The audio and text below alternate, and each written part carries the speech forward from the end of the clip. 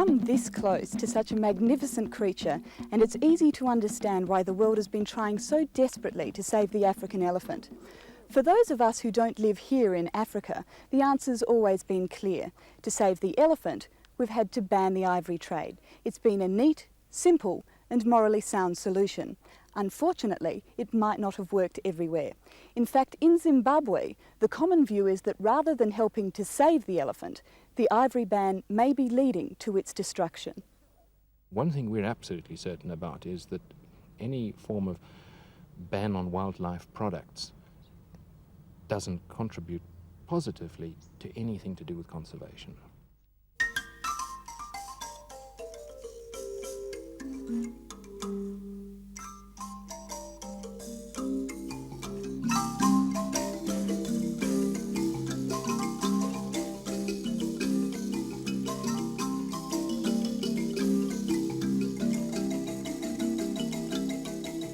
Teeming with wildlife, Amboseli National Park is Zimbabwe's frontline in the war against poachers.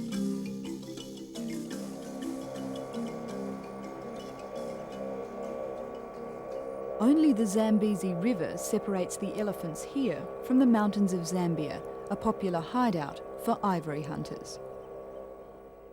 Yeah, go ahead. Roger, we have picked the spoor of 3 poachers, copy. You have picked the spoor of 3 poachers, copy, go ahead. Roger, I'm still going on. Direction due west. Yeah, okay, stand on, check on the map.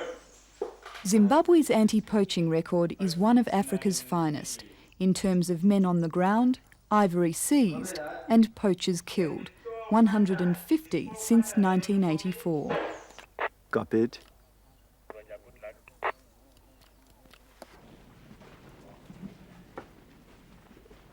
As a result, Zimbabwe's problem is not too few elephants, but too many.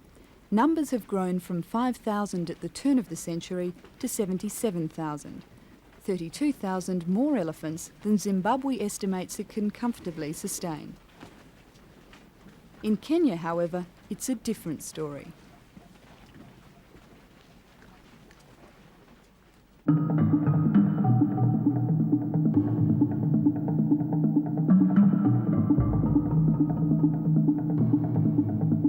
Poachers decimated Kenya's elephant population.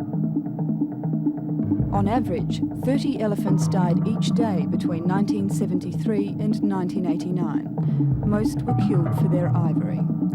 Kenya's experience was not unique. By 1989, Africa's impending disaster had become the Western world's cause. And up front, galvanising public opinion, was Kenya's Richard Leakey. We are appealing to the nations of the world, particularly the consumer countries, the North American countries, the European countries, Japanese and the Far East, to stop buying ivory. And we cannot ask them not to buy if at the same time we are selling. And so we are destroying Kenya's stock once and for all, and we will continue to destroy it here on after. We will not trade in ivory again. There is no question. In October 1989, CITES delegates voted in a ban on the ivory trade. It was roundly greeted as a victory for Kenya and the African elephant. Today, Richard Leakey claims the ban has saved the African elephant. As a result of the ban and the publicity that went with it amongst the consumer nations, poaching and the illegal trade in ivory has virtually stopped, not only in Kenya but in a number of other African countries. The illegal trade in ivory out of Africa is as alive and well as it could ever be right now. I think that's a very short-term view. Dr. Rowan Martin, an assistant director at Zimbabwe's Parks and Wildlife Department, was not convinced in 1989 that the ban would succeed. Today, he's adamant it hasn't. It's a fallacy to believe that the ban is really working. All that will happen if everybody subscribes to the ban is that the trade will remain underground, will probably escalate from its present underground level to a slightly higher level, and we will know less and less about what is happening.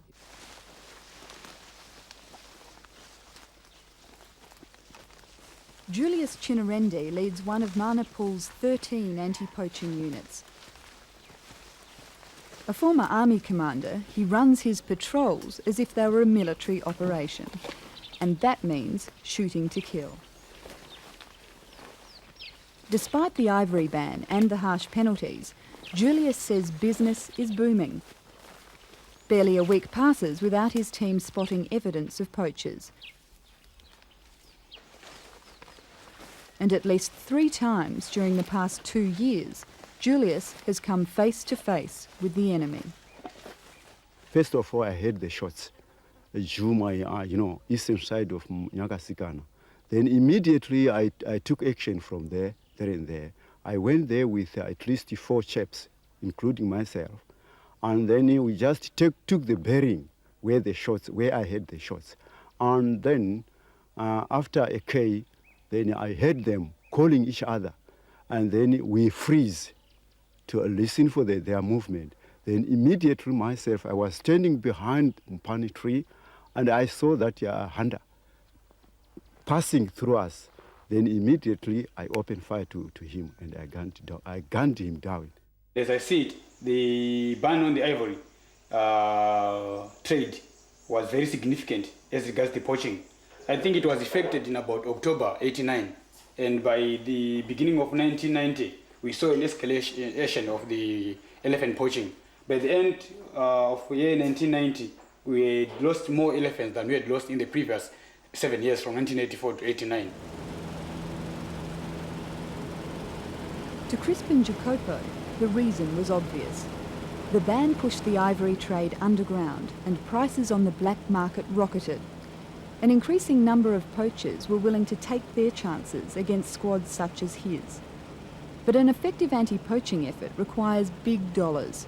Ironically, the ivory ban deprived Zimbabwe of the very money it needed to fight the ivory war. This tusk is worth $6,000. Around me in this storeroom in Harare is 19 tonnes of ivory. That's about $3.8 million worth.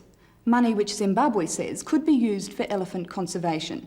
It took 1,000 dead elephants to get these tusks here, and Zimbabwe says if they stay here unsold, many more elephants will die.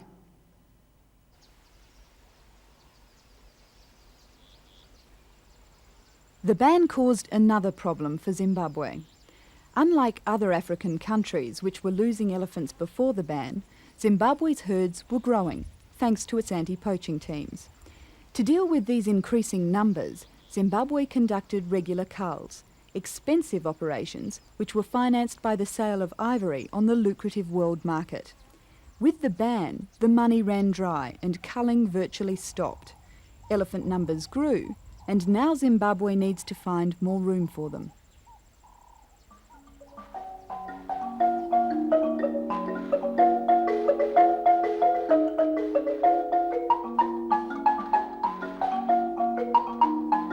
Esther Shamboko works a few acres of land at Matondo, a communal farming area in Zimbabwe's north. Her modest crop of maize and millet must feed 7 mouths. Too often, it feeds only one very big one. Iswega chibi jiranso hogakuleti iswega. Ime kuti ndareka ndaba munyama ira ndijaya futi mukutiri yangu mumunyomo. Purasi futi ira ndiridasi yo manje. Ndahwanzara. Yande andijaya futi.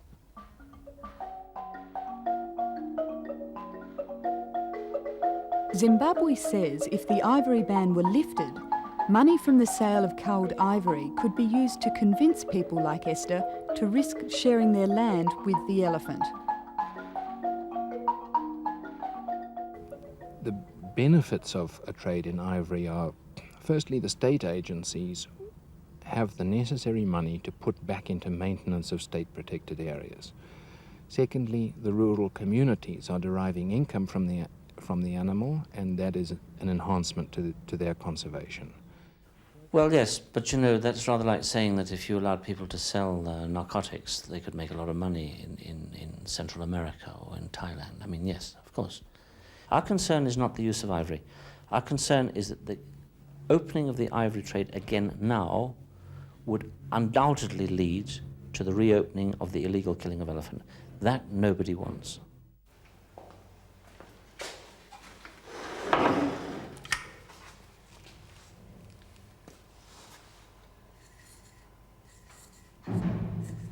Zimbabwe argues that southern Africa has the measures in place to ensure illegal ivory would not make it onto a reopened world market.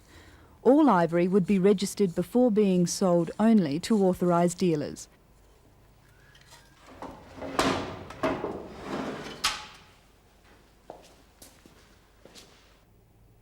The watchdog would be SACEM, the Southern African Centre for Ivory Marketing, formed last year by Zimbabwe, Malawi, Namibia, Zambia and Botswana. But Kenya has reservations about SACEM. Well, I think the problem with it is it would send a message to the world community that there was some ivory that was legal and some ivory that was illegal.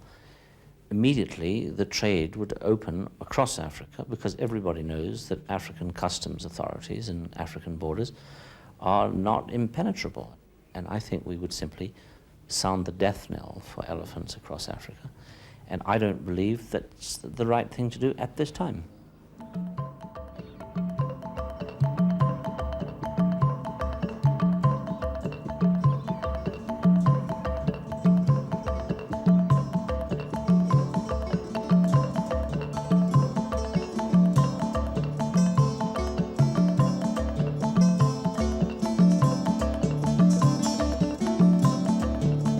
Despite the public slanging match between Kenya and Zimbabwe, their problems in some regions are similar.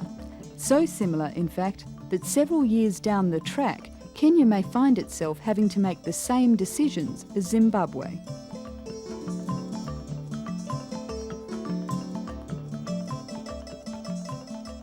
Here in Amboseli National Park in southern Kenya, there are 780 elephants, more than 2 for every square kilometre. What the elephants haven't eaten, they've trampled, and that's had a devastating effect on the park and the people on its perimeter. We've lost some 90–95% of all the woodland trees in an area which was really known as a wildlife and woodland spectacle.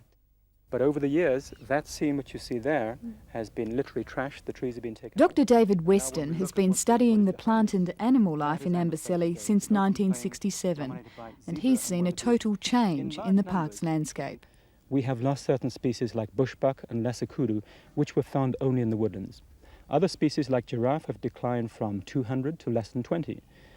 Baboons from 2,500 to less than a few hundred.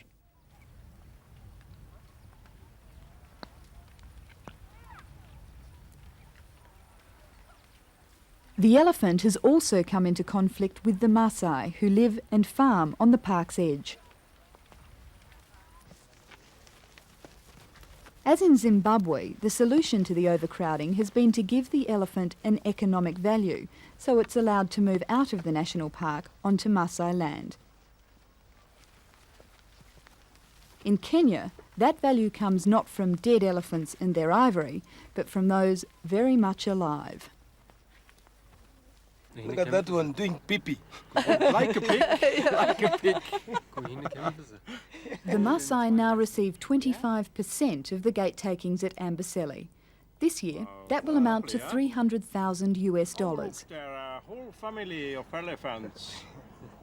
But Dr. Weston says this is only a temporary fix for elephant population problems.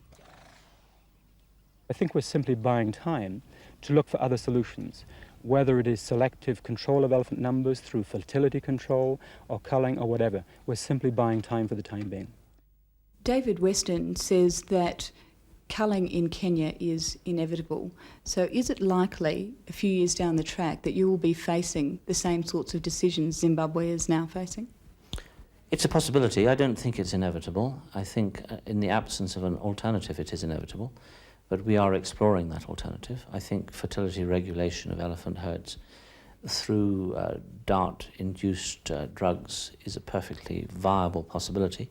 Nobody's done any work on it, and we will look at it. If we can't do it, then we will accept culling as an inevitability.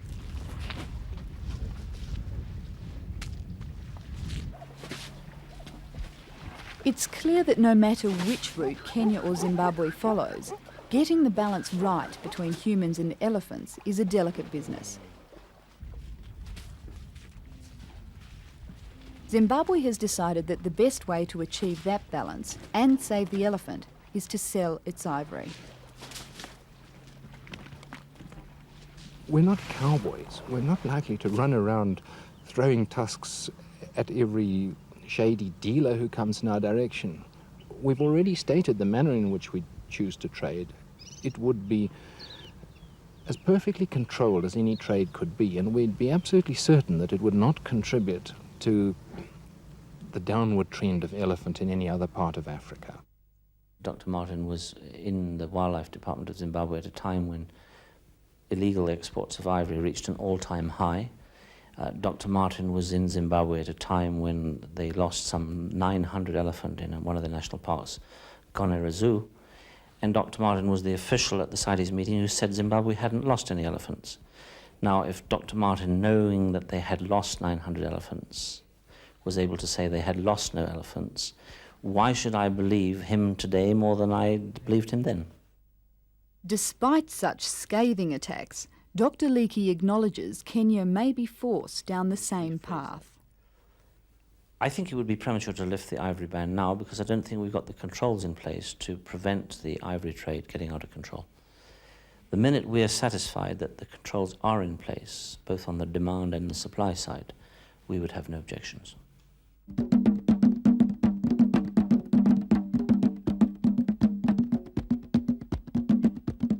This week's decision by CITES delegates to continue the ban on the ivory trade will be greeted by many as yet another reprieve for the African elephant. It may have soothed Western sensibilities, but according to Zimbabwe, it won't save the elephant. If anything, Zimbabwe says the ivory ban will deny elephants a real economic value, thereby shortening the life of this, one of Africa's oldest creatures.